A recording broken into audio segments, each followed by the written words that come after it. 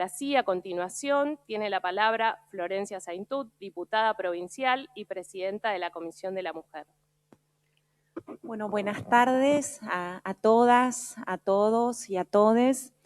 Saludar cálidamente a mis compañeras acá, las que estamos acá en la Cámara, y un abrazo de corazón enorme siempre a Yuyo y a Nelly, que siempre decimos nosotras cómo en estos años la lucha de las mujeres es fundamental, revolucionaria, cómo nos está transformando a todos como sociedad, pero ¿y cómo señalamos que están las pibas, las chicas al frente de esa lucha? Bueno, mis compañeras acá, nuestra directora de género es una directora de la Cámara en esta dirección que se ha creado a partir del 10 de diciembre, también es muy joven, pero también saber que estas compañeras que están caminando ahora han caminado porque han habido otras que caminaron de manera pionera, y en eso que esté Nelly acá es un honor para todos y para todas nosotros.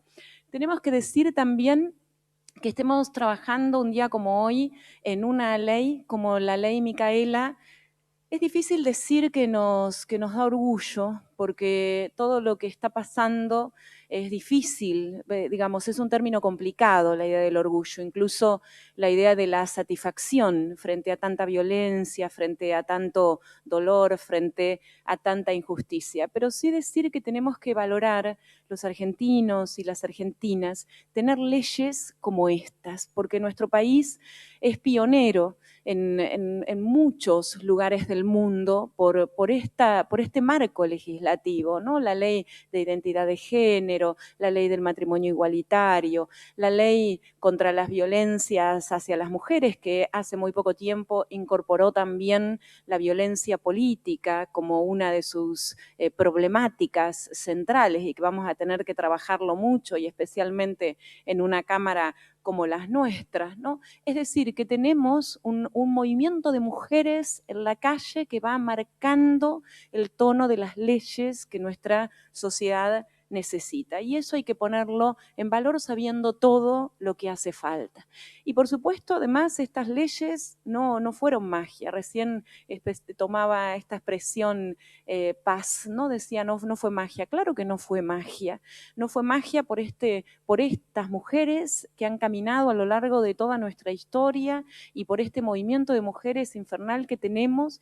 Y no fue magia porque nosotros tenemos también una tradición en Argentina que frente a la injusticia, frente al dolor más tremendo, es posible no pedir venganza. Frente a los crímenes más atroces, nosotros sabemos que nos apoyamos en esos movimientos que le dan identidad a nuestra patria y que no piden venganza, sino que piden justicia, que piden reparación, que piden memoria, que piden que reaccionen a partir del amor profundo al otro. Y esto es la ley Micaela que se asienta, creo yo, esto es una interpretación, pero sobre el camino de las madres, sobre el camino de las abuelas, sobre el camino de los que han creído siempre en la democracia, en la libertad, en la justicia, en la igualdad. Esta ley Micaela es una muestra de eso. Ante el odio, un camino profundo de amor.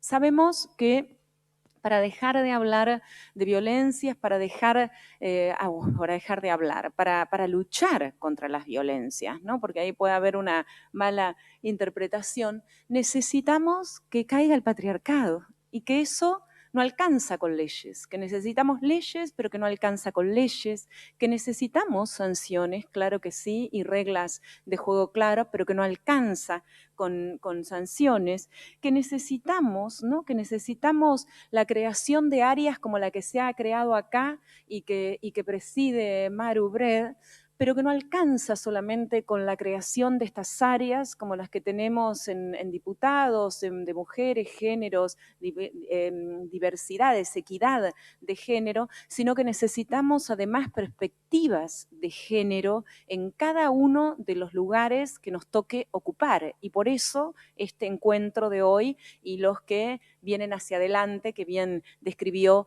Soledad, perspectiva de equidad en cada una de nuestras prácticas vidas cotidianas, que lo que nos hace falta es una profunda transformación cultural, porque creo que es importante dar cuenta que el patriarcado no es una entidad biológica o de la naturaleza, uno lo podría decir hasta menos, más simple, ¿no? El machismo no es una cuestión de genitalidad o de biología, sino que es fundamentalmente un entramado histórico, cultural e histórico. Por lo tanto, la buena noticia puede, no solamente debe, puede ser transformado. Esto no quiere decir que sea fácil, que lo hagamos de un día para el otro. Es el lugar donde muchas veces no podemos ver porque es el lugar desde donde vemos. El patriarcado es este orden del mundo que plantea jerarquías, donde los varones, y sobre todo un cierto tipo de varones, ¿no? Los varones, fundamentalmente los varones blancos, los varones adultos, pero los varones en general, no solamente los varones blancos, están en la pirámide de las jerarquías y con poderes inferiores o dejerarquizados en condiciones de desigualdad y de opresión estamos las mujeres. Y yo diría, estamos lo que no es varón, lo no macho, ¿no? Todas las identidades que no son la de ese varón, ¿no? Ahí entramos todas las otras identidades en condiciones de desigualdad. El patriarcado es el que sostiene como formación histórica de siglos y siglos, ¿no? Es previa al capitalismo. Fíjense si no va a ser difícil transformarlo, aunque podamos transformarlo, ¿no? De siglos que se van asentando unos sobre otros, con momentos de algunas rupturas, pero con momentos de abroquelamientos. A veces cuando creemos que se está abriendo una puerta, se cierran inmediatamente muchas otras. Y es el patriarcado el que sostiene esta idea que uno podría decir extravagante, siniestra, que cuando se dice así nadie la puede sostener, pero fíjense cómo muchas veces se sostiene en prácticas invisibles en la vida cotidiana, que las mujeres y las identidades no machos somos propiedad de los machos, somos propiedad de los varones y por lo tanto esa propiedad, ese patrimonio que tienen los varones sobre nuestras ideas, sobre nuestros cuerpos, sobre nuestras decisiones, pueden hacer lo que quieren con eso, al punto de asesinarnos, al punto de borrarnos de la faz de la tierra. ¿Sí?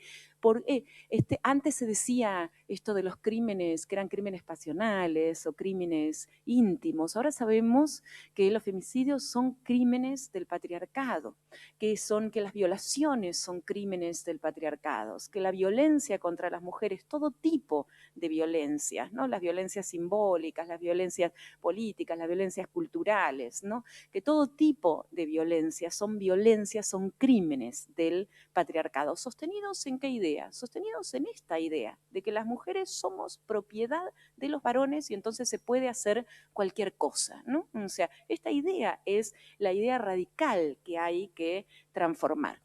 Si no transformamos el patriarcado, estas prácticas aparecen invisibilizadas como violencias, ¿no? Este es un tiempo histórico donde estamos visibilizando, desnaturalizando todas estas violencias. Porque la violencia, digamos, tiene todas sus consecuencias sobre la vida y la materialidad de la vida, pero qué es violencia y qué no, muchas veces depende de la capacidad de poder que se tenga para definir qué es una violencia. Entonces, por mucho tiempo, pegarles a las mujeres ni era contemplado como violencias, subirles el tono, decir a las mujeres, ¿no? y hacia otras identidades.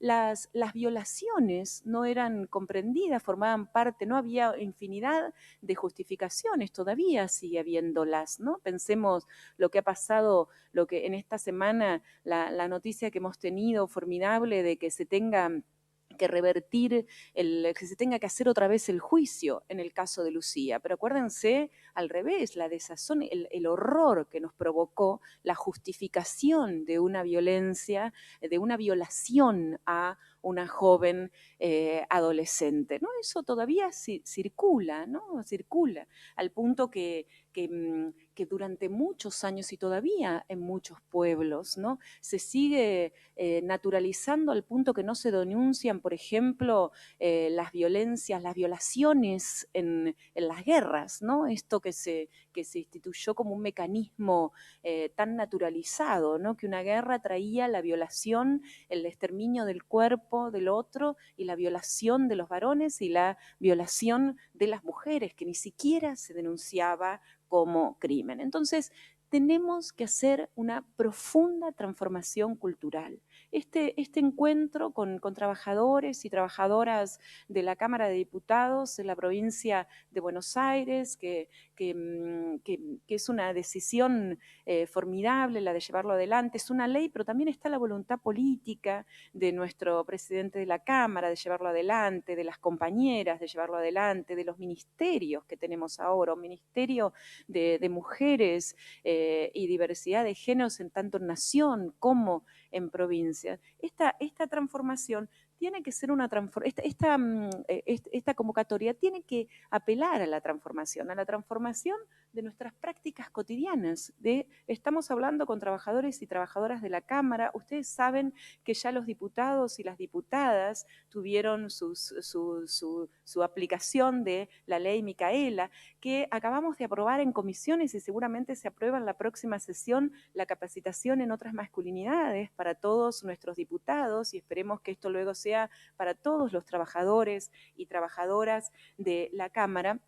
Es un esfuerzo por desnaturalizar un orden del mundo en aquellos lugares donde nos parece que no son los grandes lugares, que es en nuestra cotidianidad, ¿no? Y que es en el lugar donde menos lo vemos. Y tenemos que cambiar entonces las maneras de entender qué es ser un varón, ¿no? Que ser un varón no necesariamente, que ser varón no es aplicar la fuerza, que ser un varón no necesariamente es ser propietario de la vida, no necesariamente, no, imposiblemente ser propietario de la vida de las mujeres, que los varones, que la sensibilidad no es una cuestión para las mujeres nada más, sino que por supuesto que forma parte de los varones. Tenemos que cambiar también nuestras maneras, las formas en que muchas veces el patriarcado nos ha enseñado a ser mujeres. ¿Cómo nos ha enseñado el patriarcado a ser mujeres? A ser mujeres dóciles, a ser mujeres que bajamos la cabeza, que no podemos disputar poder, que la verdad está en otro lado, que nuestra única condición es la de ser madre y que no podemos